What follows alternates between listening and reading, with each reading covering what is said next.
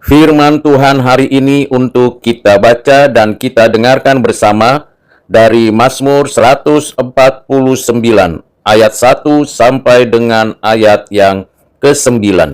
Demikianlah firman Tuhan. Haleluya! Nyanyikanlah bagi Tuhan nyanyian baru. Pujilah Dia dalam jemaah orang-orang saleh. Biarlah Israel bersuka cita atas yang menjadikannya. Biarlah Bani Sion bersorak-sorak atas raja mereka. Biarlah mereka memuji-muji namanya dengan tari-tarian. Biarlah mereka bermazmur kepadanya dengan rebana dan kecapi. Sebab Tuhan berkenan kepada umatnya.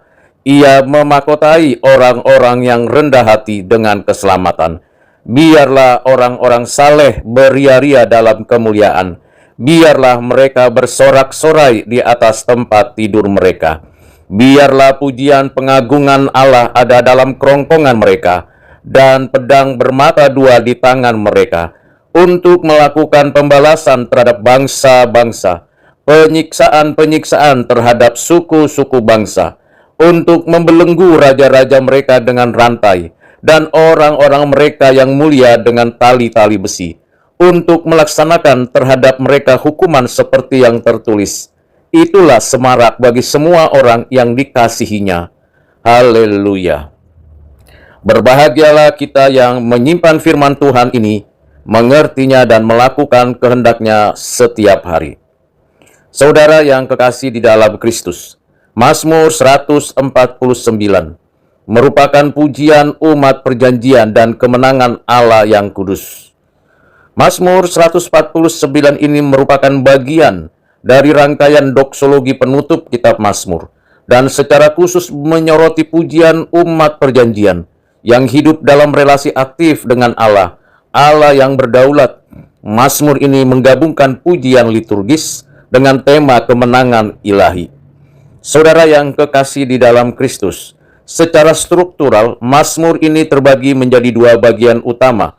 Ayat 1-5 menekankan pujian umat Allah, dan ayat 6-9 berbicara tentang pelaksanaan keadilan Allah atas bangsa-bangsa. Kedua bagian ini tidak terpisah, melainkan saling terkait secara teologis. Ayat 1 membuka dengan seruan, "Nyanyikanlah bagi Tuhan nyanyian baru," sebuah formula liturgis yang menunjuk pada karya penyelamatan Allah yang terus diperbaharui dalam sejarah. Nyanyian baru tidak semata-mata inovasi musikal, tetapi respons iman terhadap tindakan Allah yang hidup. Matthew Henry menafsirkan nyanyian baru sebagai ekspresi hati yang diperbaharui oleh anugerah. Ia menekankan bahwa pujian sejati tidak lahir dari kebiasaan kosong, melainkan dari kesadaran akan karya Allah yang nyata dalam kehidupan umatnya. Saudara yang kekasih di dalam Kristus, ayat 2 menegaskan identitas Allah sebagai pencipta dan Raja Israel. Secara teologis, pujian umat Allah berakar pada pengakuan bahwa Allah Tritunggal bukan hanya pencipta kosmos, tetapi juga Raja yang memerintah umatnya melalui perjanjian atau covenant. Calvin menekankan bahwa penyebutan Allah sebagai Raja menolak segala bentuk otonomi manusia. Sukacita sejati umat Allah lahir dari ketundukan kepada pemerintahan Allah, bukan dari kebebasan tanpa batas. Sedangkan ayat 3-4 menggambarkan pujian yang melibatkan tarian dan alat musik, menunjukkan bahwa penyembahan bersifat holistik, melibatkan tubuh, emosi, dan komunitas. Pujian bukan sekedar tindakan verbal, melainkan seluruh keberadaan manusia. Calvin mengingatkan bahwa ekspresi lahiriah ini harus diarahkan oleh kebenaran iman, bukan sekedar euforia religius. Pujian fisikal bernilai teologis sejauh ia lahir dari hati yang tunduk kepada firman Allah. Ayat 4 menegaskan bahwa Tuhan berkenan kepada umatnya dan memakotai orang-orang yang rendah hati dengan keselamatan. Di sini terlihat teologi anugerah yang kontras dengan teologi prestasi manusia. Ridderbos menafsirkan ayat ini dalam kerangka kerajaan Allah. Keselamatan bukan sekedar pengalaman pribadi, melainkan tanda pemerintahan Allah yang memulihkan umatnya sebagai komunitas yang ditebus. Ayat 5 mengaitkan kemuliaan umat Allah dengan pujian yang berlanjut bahkan di tempat perhentian. Secara spiritual, ini menggambarkan hidup yang dijiwai pujian, tidak terbatas pada ruang ibadah formal. Pada ayat kelima ini, Matthew Henry melihat sebagai gambaran ketekunan iman. Umat Allah bersuka cita bukan hanya saat menang, tetapi juga dalam keheningan dan penderitaan. Karena pengharapan mereka berakar pada Allah Tritunggal. Saudara yang kekasih di dalam Kristus, ayat 6 menandai pergeseran nada dengan menyandingkan pujian di mulut dan pedang bermata dua di tangan. Secara eksegetis, ini menuntut pembacaan hati-hati agar tidak direduksi menjadi legitimasi kekerasan.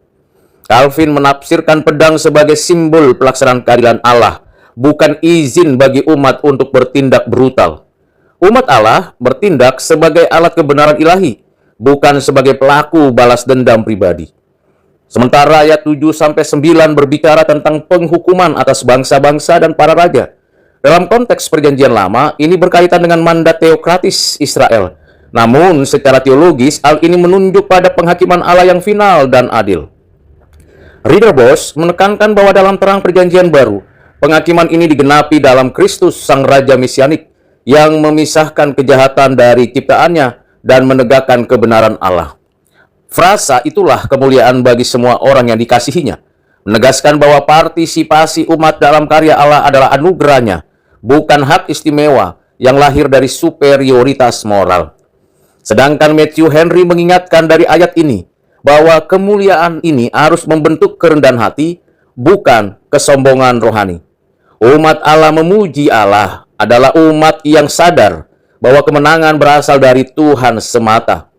Yang secara biblika teologis Mazmur 149 ini menyatukan pujian, identitas umat Allah, dan keadilan Allah dalam satu kesatuan yang utuh. Pujian tidak terlepas dari komitmen pada kebenaran dan keadilan ilahi. Secara spiritual, Mazmur 149 ini membentuk iman yang aktif dan bertanggung jawab. Umat Allah dipanggil untuk memuji dengan sukacita, sekaligus hidup sebagai alat keadilan Allah di tengah dunia yang rusak. Saudara yang kekasih di dalam Kristus, implementasi dari Mazmur 149 untuk kita terapkan dalam kehidupan kita setiap hari, ada 3 implementasi yang saya tawarkan. Pertama, dalam konteks di negeri kita ini, yang plural dan kerap diwarnai ketegangan sosial, Mazmur 149 ini mengajarkan kita bahwa pujian orang Kristen tidak boleh menjadi alat eksklusivisme atau legitimasi konflik, melainkan kesaksian agar pemerintahan Allah Tritunggal yang adil dan penuh anugerah dapat dirasakan, berdampak pada banyak orang, dan menjadi sarana pemberitaan Injil Yesus Kristus. Implementasi yang kedua, bagi kita orang Kristen di negeri ini, Mazmur 149 ini mengingatkan bahwa keterlibatan dalam isu keadilan, seperti korupsi, kekerasan, dan ketimpangan sosial, harus lahir dari spiritualitas pujian, bukan dari kemarahan ideologis atau kepentingan kelompok. Kita menyatakan perang terhadap tindak kekerasan, korupsi, dan ketimpangan sosial, tetapi kita tidak terlibat dalam kekerasan itu sendiri.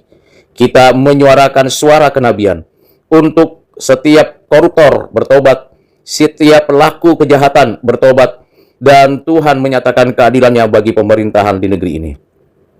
Implementasi yang ketiga, akhirnya saudara, Mazmur ini memanggil kita orang Kristen untuk hidup sebagai komunitas yang sungguh-sungguh memuliakan Allah Tritunggal melalui ibadah yang hidup, ibadah sehari-hari, dalam pekerjaan, dalam aktivitas, di rumah, di luar rumah, kesaksian etis yang rendah hati, dan partisipasi aktif dalam membangun keadilan dan damai sejahtera di tengah bangsa.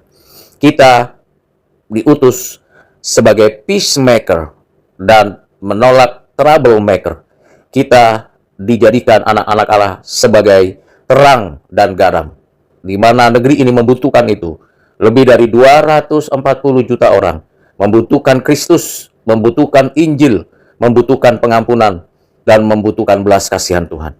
Kiranya kita, saya dan saudara, dengan penuh kesabaran dan ketekunan, menyaksikan kasih, damai, sukacita di dalam Kristus. Tuhan Yesus memberkati kita sekalian. Amin.